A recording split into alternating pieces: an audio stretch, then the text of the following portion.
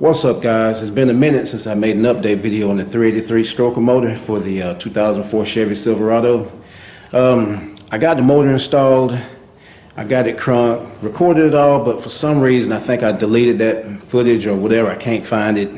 Either way, not able to upload it. So what I'm going to do today is just do a cold start on this truck, and I will be installing a intercooler, well actually a bigger intercooler for this supercharger, and I'm going to be going with a smaller pulley. So let's do a cold start on it.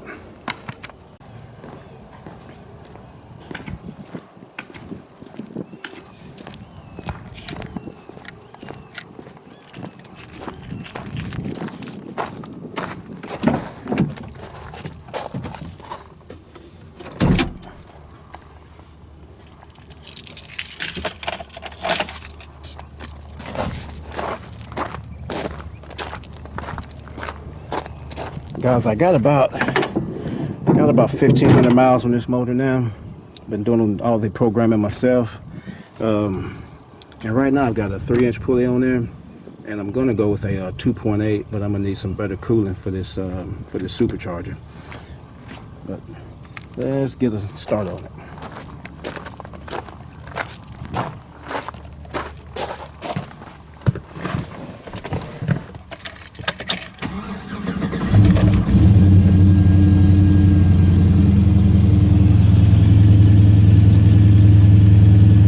Also, I installed this air fuel ratio and this boost gauge. That way I kind of know where I'm at, especially with the programming. It's almost impossible to use HP tuners and not have a wideband.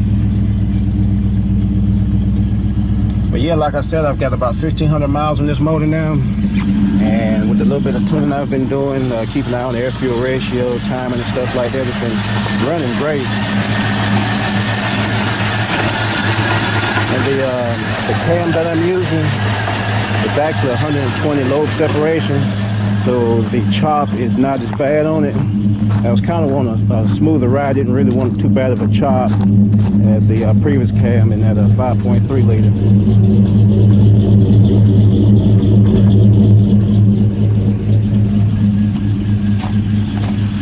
But yeah, what I'm gonna do is get it pulled up here in the garage, and I'm gonna show you all this old intercooler that's on here. It's quite a bit smaller than the one I purchased, and it's just, in my opinion, just not going to be enough cooling with that smaller pulley, because we all know that friction creates heat, and with that heat I don't think it's going to do as good on the boost, so we want to do something about that. So let's get it pulled in. Alright guys, we got the truck in the garage, we got it jacked up, and what we're about to do now is I'm going to go up under here and just take a look at it and see what all needs to be did. I know right off the bat the brackets are not going to fit and I'm going to have to fabricate something, but as you can see, also I changed into something more suitable for laying on my back, whatever you want to do. But I learned a long time ago to wear your safety glasses when you're up under a vehicle, especially when you're doing something, you're looking straight up at the equipment or the engine or just whatever. If you got to be up under, put on your safety glasses, it'll save you a ton of grief from having something in your eye. Let's take a look.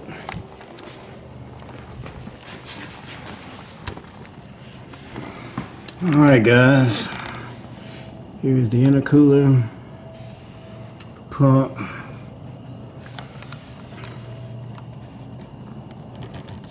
of course this came with the truck, and it's about 16 years old.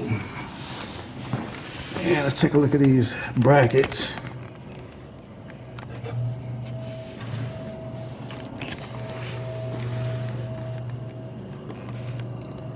This intercooler is bolted up on each side, and that's a lot different from the new intercooler. The new intercooler is going to have tabs on each, well, not on each side, but right here towards the middle. So I'm going to have to fabricate something to make that work. And if I'm not mistaken, the measurements on this intercooler, I think it's like 1.5 inches thick, about 26, 27 inches long, and it stands about 8 or 9 inches tall. Let's take a look at this this other intercooler. Alright guys, here's the new intercooler, and this intercooler is capable of handling up to 1,200 horses. It is 26 inches wide, it's 3 inches thick, and it stands 7 inches tall. As you can see, those tabs, how they're toward the middle and how that compared to that other one under the truck.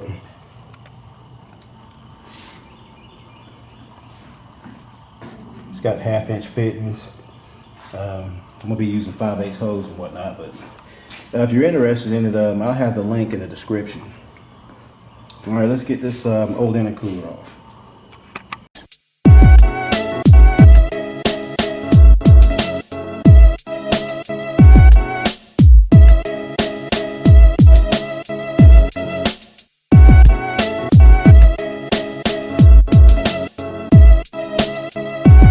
Легче винить, чем каяться.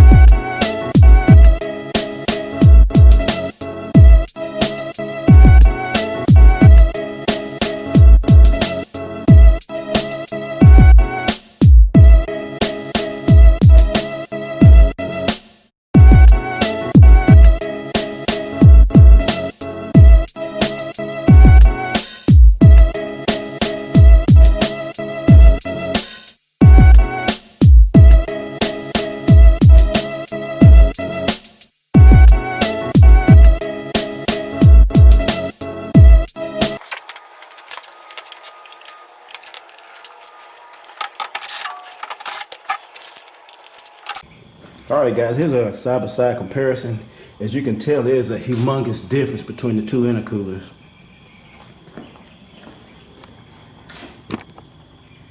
Yeah, that's going to be a whole lot more cooling compared to that stock one. Now I guess what I'm going to do now is get some measurements and find out exactly what I'm going to need to fabricate this bracket so we can get this intercooler mounted in place.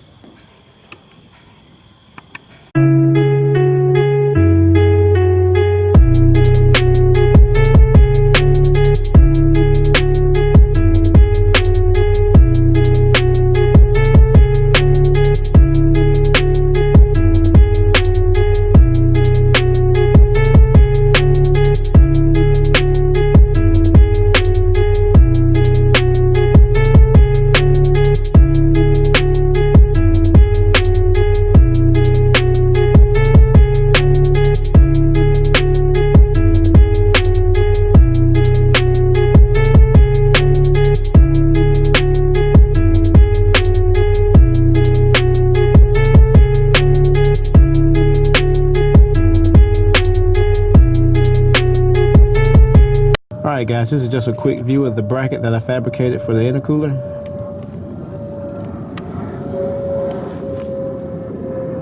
Alright, now I just need to finish getting these hoses connected and testing it out. Alright guys, I got the pump mounted, got everything plumbed back up. I filled it with distilled water for right now. I figured no use to putting antifreeze in it just because here in the near future I plan on draining it again. So now let's start it up and make sure everything is working properly.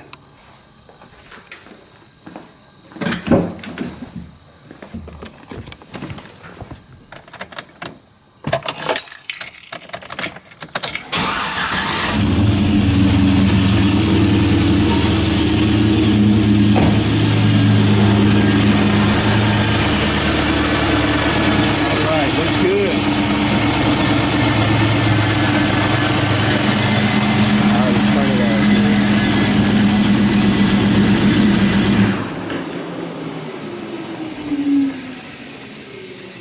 Everything looks good.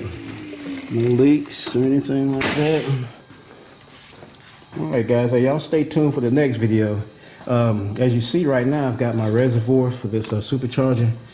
I mounted it here because initially when I had, this used to be a clutch setup, but when I put the electric fans here, I decided to go right here because it just seemed like the most, well, the closest and the most logical place to put it so to be in line with the supercharger, and down there with the intercooler. But I really don't like where it's at.